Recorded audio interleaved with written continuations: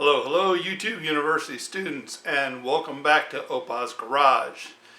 Happy New Year to everyone. Today is January 1, 2023, and we're in the garage today, but we're not working on a vehicle. On Christmas Day 2022, one of the coldest days of the year, I believe it was -6 when I got up Christmas morning here in northern Indiana, and that didn't include the wind chill factor. And I discovered that my hot tub had quit working. So today I'm going to show you what I did to keep my hot tub from freezing up and making a big mess in the shop. Let's get at it. Now this here's the door that goes from the garage area into the pole barn area. And as you walk into the pole barn, I've got like this small room set up. That's an outside wall, that's an outside wall. And then I've got, it's like a thick foam, probably about 3/4 of an inch thick, but it's kind of pliable. And I've got the rest of the room blocked off. Got a little mezzanine above that, and then you can push it and go out into the pole barn area. And this is where I have my hot tub. And usually anytime I come through here, especially in the winter time, I just go ahead and lift up the lid if I don't hear it running, just to check and make sure that, yep, I've got numbers, and it usually tells me what the current temperature is in the hot tub. And on Christmas Day when I walked out here, I didn't hear it running, lifted this lid, and as you can see, the screen was blank, no numbers. So first thing I thought was, well, I wonder if the circuit breaker tripped. And I flipped open the breaker panel, and sure enough, the circuit breaker tripped. So I flipped it down, flipped it back up. As soon as I did that, it tripped again. And that's when I said, uh-oh, we got a problem. Very first thing I did, take the cover off. Now usually that's screwed on, but I've got it unscrewed for video purposes. And right here is my main control panel. That's what controls the heater, controls the pump, controls the aerator, controls everything. And the very first thing I did was I unplugged everything that's plugged into it. Those three things there.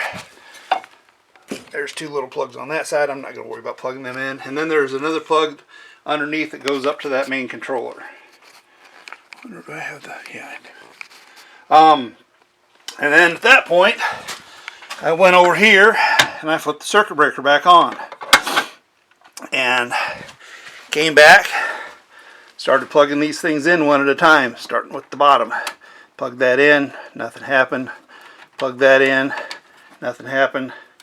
Plug that in, and pop, it tripped the circuit breaker. So I followed that wire around, and it came up into this corner where that thing was at. And I said, water purification, Prozone, pure and simple, blah, blah, blah. It doesn't sound like anything that I need to have plugged in to make the heater work and make the pump work. Well, for some reason, I was wrong. So I unplugged that and flipped the circuit breaker again. The circuit breaker stayed on this time, but the controller still would not make the pump kick on, would not make the heater kick on. That's when I figured, okay, well, we've got a major problem. We've got to get it taken care of.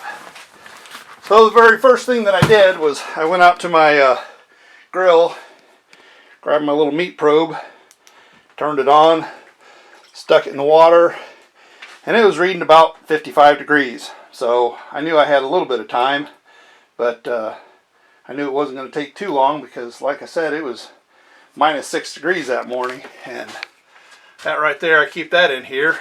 We'll snap on temperature gauge or thermostat, whatever you want to call it. And it was reading just under the 20-degree mark in this room. Now, even though my my meat temp probe said that it was like 55 degrees in the water, I got down under here just to see, because these pipes have water in them, and it's got a couple of these little guillotines. There's one here, and you can shut the water off, and then there's one over here, you can shut the water off, and that is for, this is your heater here, and then that's your circulator pump. And if you ever need to change the heater or the circulator pump, which I've had to do both on this particular hot tub, you can shut the water off to change those without having to drain the whole tub. Well, when I shut this one off over here, it shut just fine. I'm like, okay, that's good. When I came over here to shut this one off, it had some resistance to it. Like it had some slush in the line already. So the very first thing that I did was I went out in the shop and grabbed this. It's called a torpedo heater. This one here is set up to run off of propane. They also make them to where you can run them off of diesel or kerosene, and I have one of those also. That those are a little stinkier than these. So since I was going to be in this small room, it's 8 foot by, I don't know, 12 foot, something like that. Didn't want to have a great big diesel or kerosene torpedo heater going, making a lot of fumes, making your eyes burn. So I grabbed this thing, and I grabbed my 30-gallon tank, and I hooked it all up, aimed her right up in there, and turned her on for a little bit. And I let it run for probably 15-20 minutes. I believe that when I checked the little thermostat on the wall, it said it was like 90 degrees in here, and so I felt like that was good enough, and I shut it off. And then I went to work. And like I said, when I'd flipped that circuit breaker, it kept wanting to trip until I unplugged this little ozone looking thing. And even then I couldn't get the pump to come on. Now, I'm not an electrician, and I don't recommend that you get in this panel if you don't know what you're doing. But if you know somebody who knows a little bit about electricity, that pump does not run off of a conventional plug-in outlet like what you have in your house that you plug your lights and stuff into. It actually runs off of 220.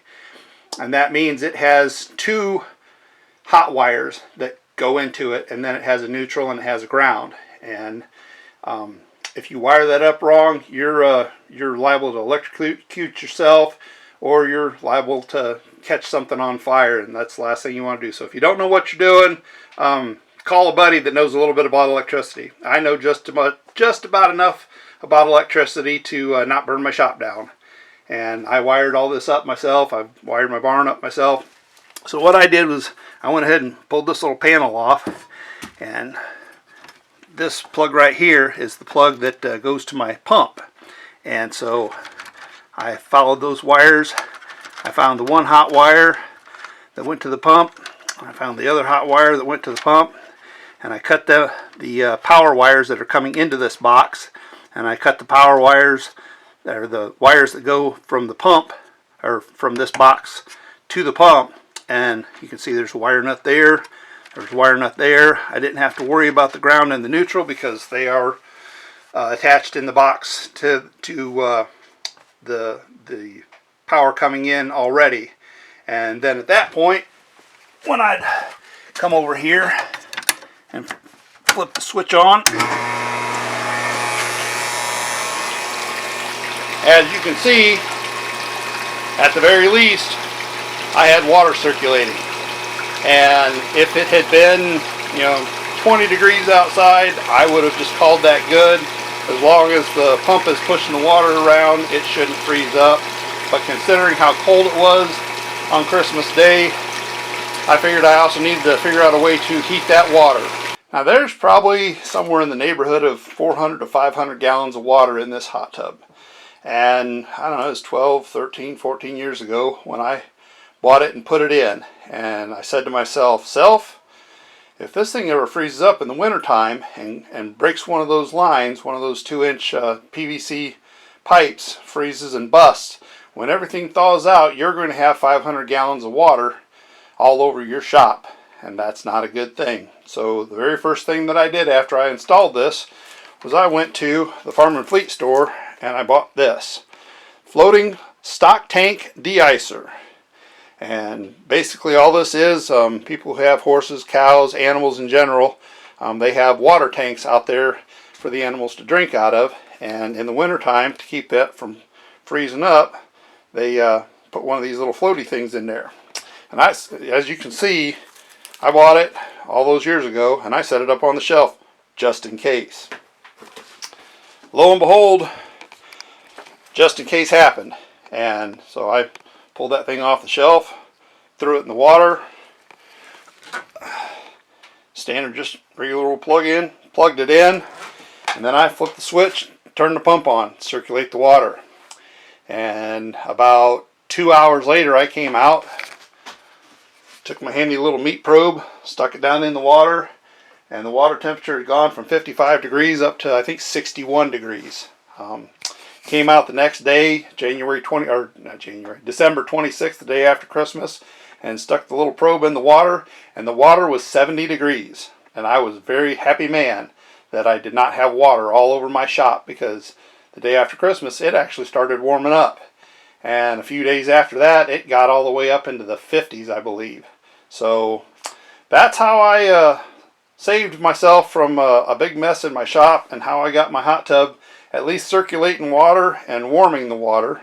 I would recommend that if you have a hot tub and it is either outside or it's in a shop that's not heated. My shop is not heated. You know, like I said, these are outside walls and they're insulated, and I've got basically, you know, an enclosed room for the hot tub to sit in, but it would have frozen.